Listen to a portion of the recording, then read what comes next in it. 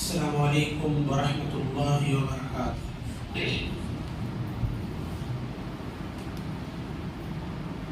الحمد للہ رب العالمین والصلاة والسلام علی سید المرسلین، اما بعد، اعوذ باللہ من الشیطان الرجیم، بسم اللہ الرحمن الرحیم۔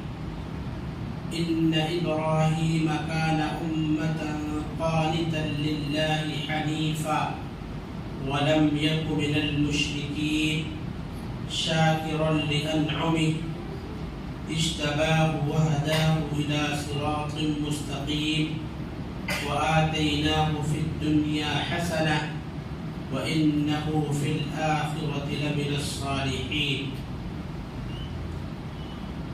محترم حاضرین مجلس، بزرگوں، نوجوان ساتھیوں، پردہ نشین، خواتین اسلام، عزیز بچوں، حضرت ابراہیم علیہ السلام کی زندگی میں ہم سب کے لیے بہترین اسوہ اور نمونہ موجود ہے۔ اسی سے متعلق آج کے ہفتہ واری درس میں قرآن و حدیث اور صحیح اسلامی تاریخ کی روشنی میں کچھ اہم اور ضروری باتیں آپ کے سامنے بیان کی جائے گی۔ اللہ تعالیٰ سے دعا ہے کہ رب العالمین ہم تمام کو ان باتوں کو بغور سننے اور ان کے مطابق کما حقہ عمل کرنے کی توفیق عطا فرمائے، آمین۔ محترم حضرات، ذوالقعدہ کا مہینہ چل رہا ہے۔ آج ذوالقعدہ کی 21 تاریخ ہے اور ہم سب قربانی سے بہت قریب ہیں۔ اگر شمار کیا جائے تو گنتی کے 18-19 دن باقی رہ گئے۔ ایسے موقع پر ہم سب کو اپنے اسلاف اور صحابہ کرام، انبیاء کرام کی قربانیوں کو یاد کرنا چاہیے۔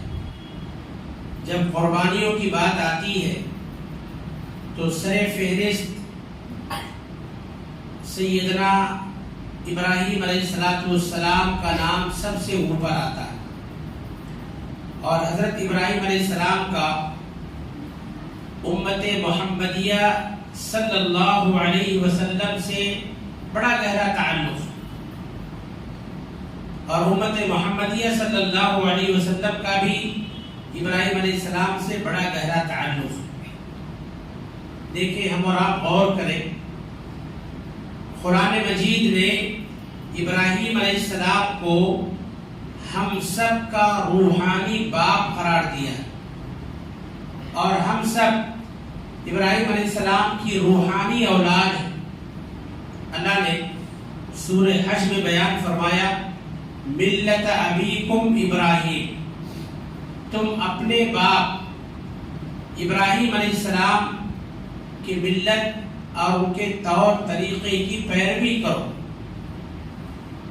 تو ابراہیم علیہ السلام ہم سب کے روحانی باپ ہیں۔ ہم سب کا ابراہیم علیہ السلام سے بڑا گہرا تعلق ہے، اور جس قبلے کی ہم اتباع کرتے، ہمارا جو قبلہ ہے خانہ کعبہ، اس کے سب سے پہلے بانی اور سب سے پہلے معمار کون ہے؟ حضرت ابراہیم علیہ السلام۔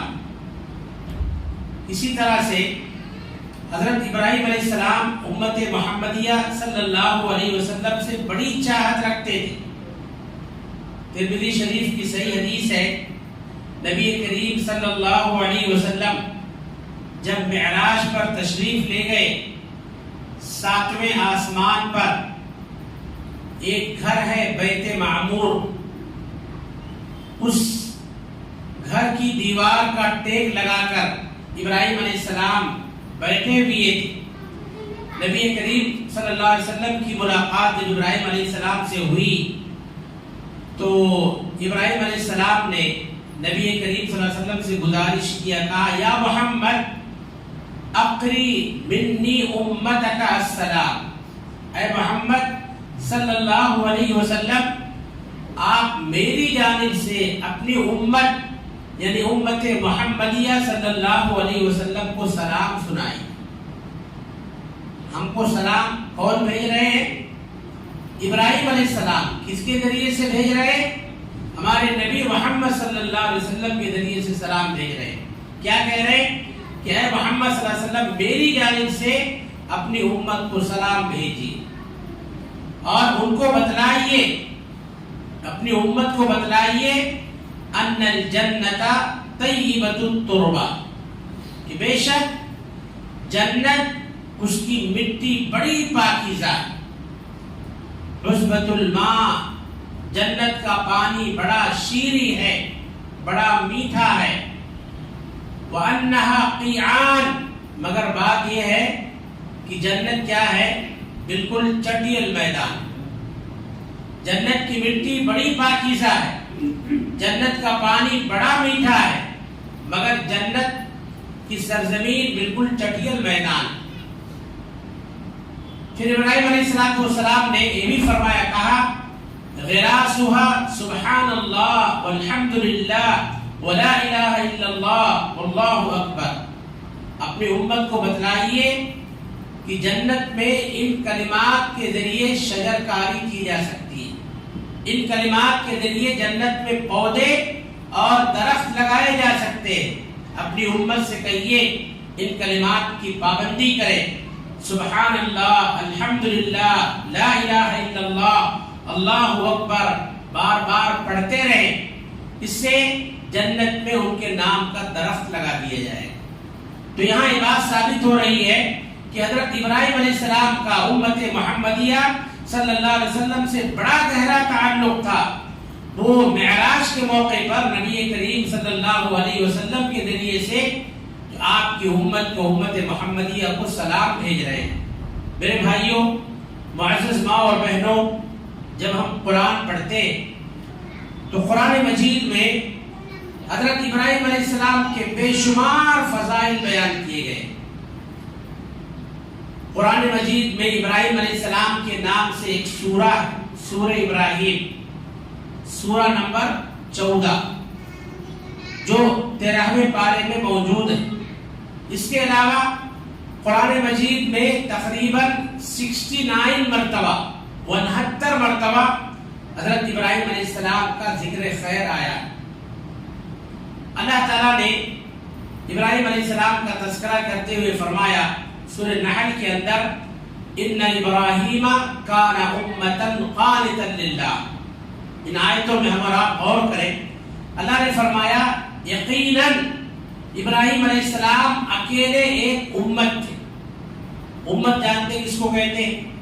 پوری بہت بڑی کمیونٹی، بہت بڑی جماعت کو امت کہا جاتا ہے۔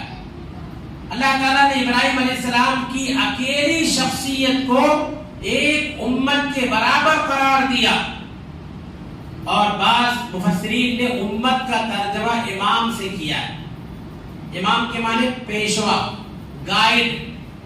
حضرت ابراہیم علیہ السلام ہم سب کے امام تھے، ہم سب کے گائیڈ اور پیشوا تھے۔ اللہ تعالیٰ نے ان کی شخصیت کو کائنات کے لیے امام بنایا۔ آگے اللہ نے فرمایا قانتا للہ، ابراہیم علیہ السلام اللہ کے وفادار اور اللہ کے فرما بردار۔ دیکھیے قانت کا جو لفظ جہاں کہیں بھی آیا ہے تو قانت کے معنی ہوتے ہیں دوام اطاعت، ہمیشہ ہر حال میں اللہ کی اطاعت و فرما برداری کرنے والے بندے تھے ابراہیم علیہ السلام۔ وَلَمْ يَكُنْ حَنِيفًا، اللہ نے کہا وہ یکسو ہو کر تمام خلائق سے کٹ کر اللہ کی عبادت کرنے والے تھے۔ وَلَمْ يَكُنْ مِنَ الْمُشْرِكِينَ، اور مشرک نہیں تھے۔ آگے اللہ نے فرمایا شَاكِرًا لِأَنْعُمِهِ، ابراہیم علیہ السلام اپنے رب کی نعمتوں کے شکر گزار تھے۔ یہاں ایک سوال پیدا ہوتا ہے کہ حضرت ابراہیم علیہ السلام پر اتنی مصیبتیں آئیں، اتنی پریشانیاں آئیں، اسی طرح سے حضرت ابراہیم علیہ السلام جو ہے جب دیکھو تو ان پر آزمائش، ابتلا اور مسائل، مشکلات، حضرت ابراہیم علیہ السلام کی پوری زندگی مشکلات سے بھرپور رہی، تو مشکلات میں انہوں نے صبر کیا، عزم و ہمت اور حوصلے سے کام لیا، مگر اللہ تعالیٰ نے یہاں ان کے لیے صابر کا لفظ استعمال نہیں کیا۔ اللہ نے یہ نہیں کہا ابراہیم علیہ السلام بہت صبر کرنے والے، اللہ تعالیٰ نے یہاں صابر کے بجائے شاکر کیوں کہا؟ شاکر لانعمہ، ابراہیم علیہ السلام اللہ کی نعمتوں کے شکر گزار تھے، مسائل مشکلات میں صبر کرنے والے اور بڑی قربانیاں دینے والے اور آزمائشوں میں، امتحانات میں مکمل کامیاب ہونے والے تھے۔ صابر کا لفظ استعمال کرنا چاہیے تھا، مگر اللہ تعالیٰ نے شاکر کا لفظ استعمال کیوں کیا؟ مفسرین نے اس کے جواب میں لکھا ہے کہ دیکھیں حضرت ابراہیم پر جو بھی مصیبتیں، جو بھی آزمائشیں، جو بھی پریشانیاں آئیں، انہوں نے اللہ کی آزمائشوں اور امتحان کو اپنے لیے بہت بڑی نعمت سمجھا، ہنستے ہوئے، مسکراتے ہوئے تمام مشکلات کو جھیل گئے، مصیبت اور پریشانی کو اپنے لیے اللہ کی بہت بڑی نعمت سمجھا۔ ایسا لگتا ہی نہیں تھا کہ ابراہیم علیہ السلام پر کوئی مصیبت ہے، چہرے سے، شکل و صورت سے ابراہیم علیہ السلام یہ ظاہر نہیں ہونے دیتے تھے کہ وہ تکلیف میں ہے، مصیبت میں، پریشانی میں۔ وہ اللہ کی ابتلا اور آزمائش کو اپنے لیے اللہ کی نعمت سمجھتے تھے، اس لیے اللہ تعالیٰ نے یہاں صابر کے بجائے شاکر کا لفظ استعمال کیا، شاکر لانعمہ، اللہ کی نعمتوں کے شکر گزار تھے۔ اللہ نے فرمایا اجتباہ، اللہ تعالیٰ نے ان کو منتخب کر لیا تھا، اللہ کے سلیکٹڈ بندے تھے، منتخب بندے تھے۔ وَهَدَاهُ إِلَى صِرَاطٍ مُسْتَقِيمٍ، اللہ تعالیٰ نے سیدھے راستے کی طرف ان کی رہنمائی کی۔ آگے اللہ نے فرمایا وَآتَيْنَاهُ فِي الدُّنْيَا حَسَنَةً، ہم نے انہیں دنیا میں بھلائی دی، وَإِنَّهُ فِي الْآخِرَةِ لَمِنَ الصَّالِحِينَ، آخرت میں وہ نیکوکاروں میں سے ہوں گے۔ حضرت ابراہیم علیہ السلام کا اللہ رب العالمین نے سورہ نحل کے اندر اس طرح سے تذکرہ فرمایا۔ کہیں اللہ تعالیٰ نے ابراہیم علیہ السلام کے لیے خلیل کا لفظ استعمال کیا، وَاتَّخَذَ اللَّهُ إِبْرَاهِيمَ خَلِيلًا، ابراہیم علیہ السلام کو اللہ نے خلیل بنایا۔ خلیل جانتے ہیں عربی زبان میں دوست کا معنی بتانے کے لیے کئی الفاظ ہیں۔ صدیق کے معنی بھی دوست ہوتا ہے، اسی طرح سے رفیق کے معنی بھی دوست ہوتا ہے عربی زبان میں، خلیل کے معنی بھی دوست ہوتا ہے، مگر خلیل کے اندر محبت، دوستی اور اسی طرح سے وفاداری کی انتہا ہوتی ہے۔ مفسرین نے خلیل کا مفہوم بیان فرمایا ہے، خلیل اس شخص کو کہا جاتا ہے جس شخص کے اندر اللہ کی محبت اس قدر بیٹھ جائے کہ کسی اور کے لیے گنجائش اور جگہ باقی نہ رہے، ایسے شخص کو خلیل کہا جاتا ہے۔ اور ابراہیم علیہ السلام اللہ کے خلیل تھے، اللہ کے محبوب تھے، اللہ کے احکامات کی محبت میں ابراہیم علیہ السلام نے اپنے بیوی بچوں کی بھی پرواہ نہیں کیا۔ ابراہیم علیہ السلام نے اللہ کی محبت میں جلتے ہوئے انگار کی پرواہ نہیں کیا، دیوانہ وار انگار میں کود گئے۔ ابراہیم علیہ السلام نے اللہ کی محبت میں اکیلے دم تک پوری اکھڑ، جاہل اور مشرک قوم سے تنہا مقابلہ کیا۔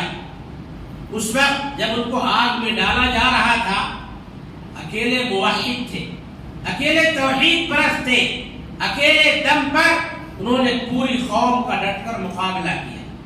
تو ان کے دل میں اللہ کی سے دوستی، اللہ کی محبت انتہا کو پہنچ چکی تھی۔ آپ دیکھیں ایک موقع پر نبی کریم صلی اللہ علیہ وسلم نے حضرت ابوبکر صدیق رضی اللہ عنہ کے لیے فرمایا کہ اگر میں اپنی امت میں سے کسی کو اپنا دوست بناتا تو میں کس کو بناتا؟ ابو بکر صدیق رضی اللہ عنہ کو بناتا۔ اگر میں کسی کو اپنا دوست بناتا، خلیل بناتا، تو ابو بکر کو اپنا خلیل بناتا۔ مگر نبی صلی اللہ علیہ وسلم فرماتے ہیں وَإِنَّ خَلِيلِي الرَّحْمَانِ، مگر میرا خلیل کون ہے؟ رحمان ہے۔ یعنی خلت والی جو دوستی اور محبت ہوتی ہے، یہ دوستی اور محبت نبی صلی اللہ علیہ وسلم کی کس سے تھی؟ اللہ سے تھی۔ ابراہیم علیہ السلام کو کس سے تھی؟ اللہ سے تھی۔ تو ابراہیم علیہ السلام کو اللہ رب العالمین نے یہ مقام عطا کیا کہ ان کے دل میں اللہ کی محبت اس قدر بیٹھی ہوئی تھی کہ کسی اور کے لیے گنجائش باقی نہیں تھی۔ اور آگے بڑھیں آپ، اللہ تعالیٰ نے ابراہیم علیہ السلام کے تعلق سے ہمارے نبی صلی اللہ علیہ وسلم کو حکم دیا۔ نبی کو کیا حکم دیا؟ کہا ان اتبع ملت ابراہیم حنیفا۔ ہمارے نبی نبیوں کے سردار ہیں، امام الانبیاء ہیں، تمام نبیوں کے امام ہیں، مگر نبی کریم صلی اللہ علیہ وسلم کو اللہ حکم دے رہا ہے ان اتبع ملت ابراہیم حنیفا، آپ ابراہیم علیہ السلام کی سنت، ان کے طور طریقوں کی پیروی کیجیے۔ یہ ابراہیم علیہ السلام کا مقام، ان کا مرتبہ ہے۔ دیکھیے قیامت کے دن سارے کے سارے لوگ ننگے پیر، ننگے بدن اور اسی طرح سے بغیر ختنہ کیے ہوئے اٹھائے جائیں۔ اللہ کے نبی صلی اللہ علیہ وسلم نے فرمایا کما بدأنا اول خلق نعید، قرآن کی آیت بھی ہے، جس طرح سے ہم نے انسان کو ماں کے پیٹ سے بغیر لباس کے، بغیر ختنہ کیے ہوئے پیدا کیا، اسی طرح سے ہم قبروں سے اٹھائیں گے۔ پھر نبی صلی اللہ علیہ وسلم فرماتے ہیں وَأَوَّلُ مَنْ يُكْسَى يَوْمَ الْقِيَامَةِ ابراہیم علیہ السلام، قیامت کے دن سب سے پہلے جس شخص کو لباس پہنایا جائے گا وہ کون ہوں گے؟ حضرت ابراہیم علیہ السلام ہوں گے۔ یہ حضرت ابراہیم علیہ السلام کا مقام و مرتبہ۔ ایک سوال پیدا ہوتا ہے کہ حضرت ابراہیم علیہ السلام کو اللہ نے اتنے اونچے مقام پر کیوں فائز کیا؟ اللہ نے ان کو پوری امت قرار دیا، اللہ تعالیٰ نے ان کو اپنا خلیل کہا، خود نبی کو اللہ نے حکم دیا کہ آپ ملت ابراہیمی کی پیروی کیجئے۔ اتنے اونچے مقام پر اللہ تعالیٰ نے ان کو کیوں فائز کیا؟ اتنا اونچا مقام کیوں دیا؟ آخر کس وجہ سے دیا؟ اس کا جواب خود قرآن میں موجود ہے۔ سورہ بقرہ پڑھیے، اللہ نے فرمایا وَإِذِ ابْتَلَىٰ إِبْرَاهِيمَ رَبُّهُ بِكَلِمَاتٍ فَأَتَمَّهُنَّ۔ یاد کرو اس وقت کو جب اللہ تعالیٰ نے چند باتوں میں ابراہیم علیہ السلام کو آزمایا، ان کا امتحان لیا۔ فَأَتَمَّهُنَّ، تو ابراہیم علیہ السلام نے تمام باتوں کو پورا کیا۔ اللہ تعالیٰ کی تمام آزمائش اور تمام امتحانات میں کامیاب ہوئے تو اللہ تعالیٰ نے اس کا بدلہ انہیں کیا دیا؟ اس کا صلہ اللہ نے کیا دیا؟ اللہ نے کہا انی جاعلک للناس اماما، میں آپ کو تمام کائنات کا امام بناؤں گا۔ تمام کائنات کا امام۔ آپ دیکھیے صرف مسلمانوں میں ہی ابراہیم علیہ السلام کی شخصیت محترم نہیں سمجھی جاتی ہے، بلکہ یہودی لوگ بھی ابراہیم علیہ السلام کو اپنا امام مانتے، اپنا پیشوا مانتے، عیسائی بھی اپنا پیشوا مانتے، مشرکین عرب میں بھی ابراہیم علیہ السلام کی شخصیت محترم سمجھی جاتی تھی۔ تو اللہ نے کہا میں پوری کائنات کا تمام لوگوں کا آپ کو امام بناؤں گا۔ تو اللہ تعالیٰ نے قربانیوں کے بدلے میں، امتحانات اور آزمائشوں میں کھڑا اترنے کے بدلے میں ابراہیم علیہ السلام کو اللہ نے صلہ اور یہ بدلہ عطا فرمایا۔ قرآن میں اللہ نے سورہ نجم میں فرمایا وَإِبْرَاهِيمَ الَّذِي وَفَّى، ابراہیم علیہ السلام نے پوری وفاداری کا ثبوت دیا۔ اس کے صلے میں اللہ نے ان کو اتنا اونچا اور اتنا بلند مقام عطا فرمایا۔ میرے بھائیوں، معزز ماں اور بہنوں، حضرت ابراہیم علیہ السلام کی زندگی میں ہم تمام لوگوں کے لیے بہت سارے اسباق ہیں۔ ان کی زندگی سے ہم کو بہت ساری نصیحتیں ملتی ہیں، بہت سے اسباق ملتے ہیں۔ میں انہی اسباق کی طرف چلتا ہوں، اشارہ کرتا ہوں تاکہ ہم بھی جو ہے ان کی زندگی سے عبرت اور نصیحت حاصل کریں، سبق حاصل کریں۔ دیکھیں حضرت ابراہیم علیہ السلام کی زندگی میں ایک بہترین پہلو یہ موجود ہے کہ ابراہیم علیہ السلام نے ہدایت کے حصول کے لیے کوشش کیا. ہم قرآن میں سورہ فاتحہ پڑھتے ہیں نا، نماز میں، ہر نماز میں، نفل ہو، فرض ہو، سنت ہو، ہر نماز میں سورہ فاتحہ پڑھتے ہیں. اس میں ایک آیت پڑھتے ہیں اہدنا الصراط المستقیم. اس کا کیا مطلب ہے کہ اے اللہ تو ہمیں سیدھا راستہ دکھا. مفسرین لکھتے ہیں اس کے اندر 3 باتیں. جب ہم یہ آیت پڑھتے ہیں نا تو اس کے اندر 3 باتیں مراد دی جاتی. پہلی بات، اللہ تو ہمیں سیدھا راستہ بتا. کون سا راستہ؟ بہت سے راستے ہیں نا، مگر ان میں سیدھا راستہ صراط مستقیم کون سا ہے؟ اللہ اس کی رہنمائی کر، اس کی نشاندہی کر کہ یہی سیدھا راستہ ہے. دوسری بات، اللہ تعالیٰ سیدھے راستے پر ہمیں چلنے کی توفیق دے. راستہ تو طے ہو گیا، متعین ہو گیا کہ 1000 راستے ہیں، ان میں ایک راستہ سیدھا ہے، صراط مستقیم ہے، جنت کو لے جانے والا ہے، مگر اب اس پر چلنے کی توفیق مانگی جا رہی ہے. اللہ اس پر چلنے کی توفیق دے. تیسری بات، اللہ تعالیٰ ہمیں سیدھے راستے پر قائم رکھ. ایسا نہ ہو کہ ایک ہفتہ چلے اس کے بعد ہٹ جائیں، ایک مہینہ چلے اس کے بعد ہٹ جائیں، ایک سال چلے اس کے بعد ہٹ جائیں. نہیں، جب تک زندہ رکھ صراط مستقیم پر قائم رکھ. تو ہم اہدنا الصراط المستقیم پڑھتے ہیں، اس کے اندر یہ تینوں معنی پائے جاتے ہیں. اللہ ہمیں سیدھا راستہ دکھا، سیدھے راستے پر چلنے کی توفیق عطا فرما، اور ہمیں سیدھے راستے پر قائم رکھ.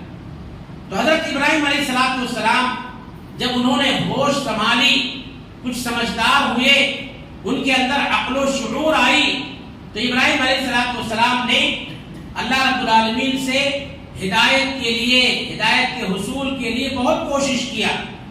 اللہ رب العالمین کی مخلوقات میں غور و فکر کیا. قرآن میں سورہ انعام میں اس بات کو بڑی تفصیل کے ساتھ بیان کیا گیا ہے. ابراہیم علیہ السلام کے زمانے میں بتوں کی، درختوں کی، سورج کی، چاند کی، ستاروں کی پوجا کی جاتی تھی. جس ماحول میں انہوں نے آنکھیں کھولی تھی، ماحول بڑا گندا تھا. خود ان کا باپ آزر بت بناتا تھا، بت بیچتا تھا، اور بتوں کی پوجا کرتا تھا، پوجا کرواتا تھا. وہ بت خانے کا پروہت تھا، بہت بڑا پجاری تھا، لوگوں کو پوجا کرواتا تھا. ایسے گھرانے میں، ایسے ماحول میں ابراہیم علیہ السلام پیدا ہوئے، اور عقل و شعور آنے کے بعد ہدایت کے حصول کے لیے کیسی کوشش کر رہے ہیں. حضرت ابراہیم علیہ السلام نے جب ستاروں کو آسمان میں، نیلے گگن میں، نیلے آسمان میں جو ہے چمکتے ہوئے ستاروں کو دیکھا تو کہا یہ میرے رب ہے. چاند نکلا، چاند کے سامنے ستاروں کی روشنی مات پڑ گئی تو ستاروں کے اوپر سے بھروسہ اٹھ گیا. کہا نہیں، یہ رب نہیں ہو سکتے، چاند میرا رب ہے. رات ختم ہوئی، سورج نکلا جو سب سے بڑا تھا، اور چاند اور ستاروں پر غالب آ گیا، اس کی روشنی غالب آ گئی. تو انہوں نے سورج کے بارے میں کہا ہذا ربی ہذا اکبر، یہی میرا رب ہے، تو سب سے بڑا.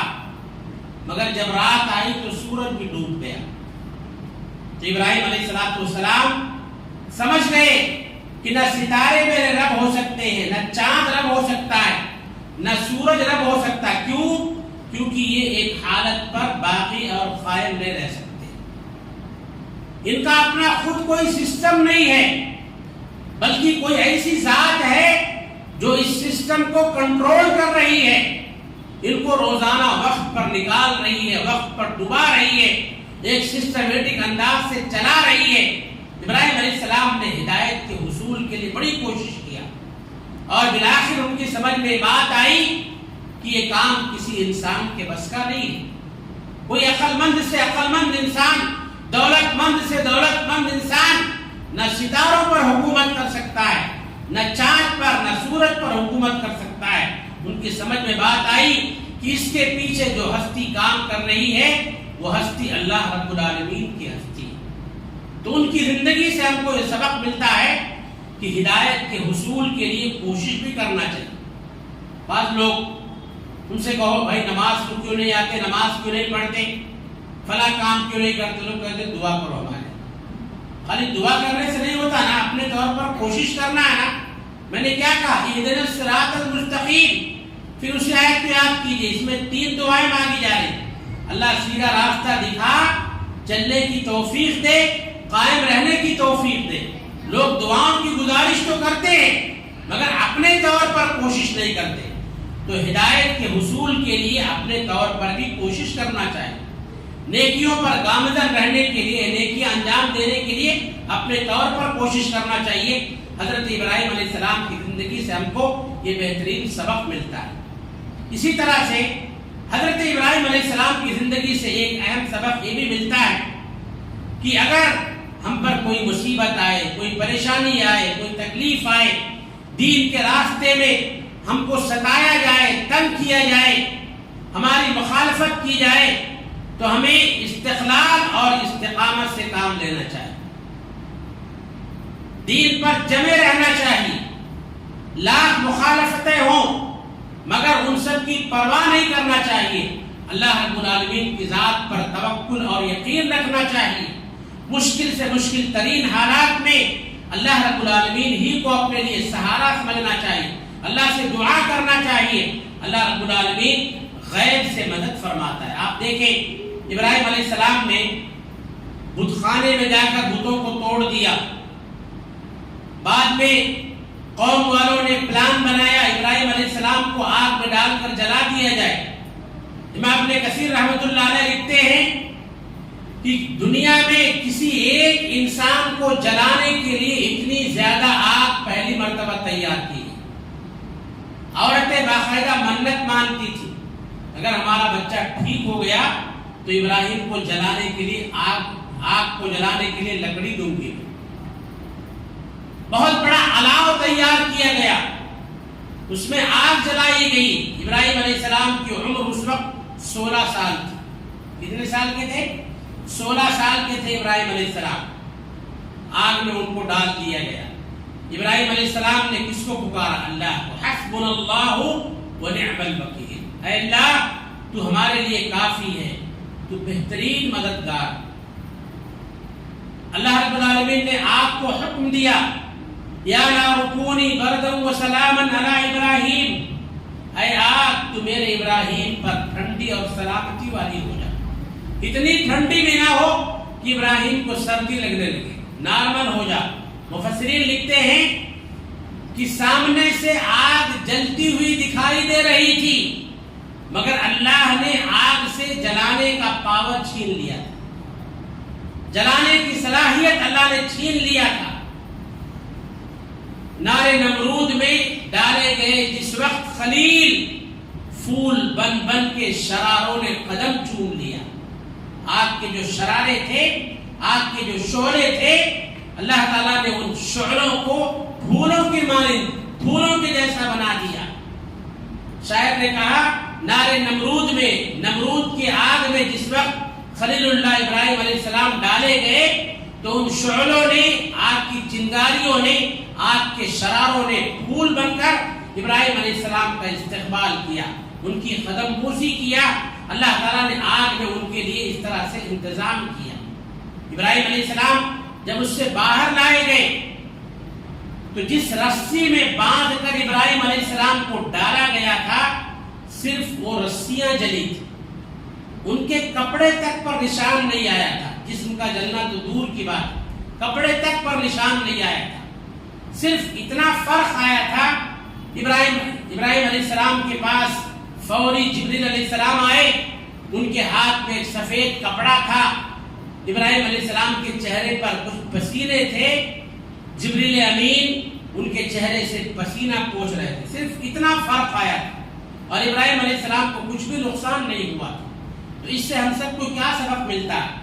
استقلال اور استقامت. دنیا میں کیسے بھی حالات آئے، ہماری جان پر بن آئے، مگر اسلام پر، دین اسلام پر ہمیں آنچ نہیں آنے دینی. اپنے دین کی حفاظت کرنا، اپنے ایمان کی حفاظت کرنا ہے، حالات کا سامنا کرنا ہے. مشکل سے مشکل ترین حالات میں اللہ کی ذات پر توکل کرنا، اللہ کی ذات پر بھروسہ کرنا.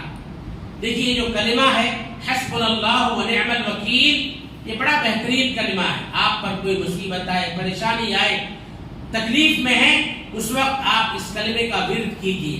اللہ کو بڑا پیارا اور بڑا محبوب ہے یہ کلمہ حسبنا اللہ و نعم الوکیل. اس کو بار بار پڑھتے رہیے، اللہ تعالیٰ مدد فرمائے گا اور مشکلات میں اللہ آسانیاں پیدا فرمائے گا.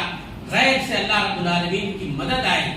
حضرت ابراہیم علیہ السلام کی زندگی سے ایک بہترین سبق ملتا ہے. انشاءاللہ بقیہ باتیں آئندہ دروس میں آپ کے سامنے آئیں گی. اللہ رب العالمین سے دعا کریں کہ رب العالمین ہم سب کو تمام نبیوں کے باپ حضرت ابراہیم علیہ السلام کی زندگی سے زیادہ عبرت اور نصیحت پکڑنے کی توفیق عطا فرمائے. رب العالمین ہم سب کو ہدایت نصیب فرمائے اور نیک کاموں اعمال خیر کی توفیق نصیب فرمائے.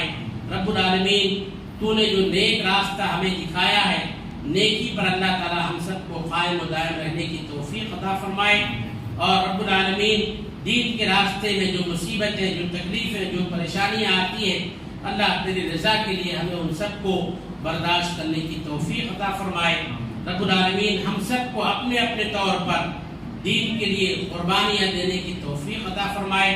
اللہ تعالی ہم سب کی چھوٹی بڑی ہر طرح کی دینی خدمات اور قربانیوں کو قبول فرمائے اور ان سب نیک اعمال کو اللہ تعالی ہم سب کے لیے دنیا و آخرت میں نجات کا ذریعہ بنائے.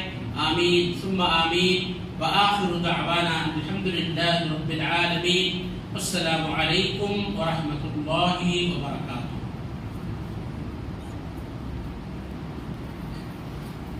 اللہ سے دعا ہے اللہ شیخ کے ایمان میں عالم برکت عطا فرمائے اور اللہ سے دعا ہے اللہ ہمارے بیٹھنے کو قبول فرمائے. اسی کے ساتھ مسجد انتظام پر پہنچتی ہے.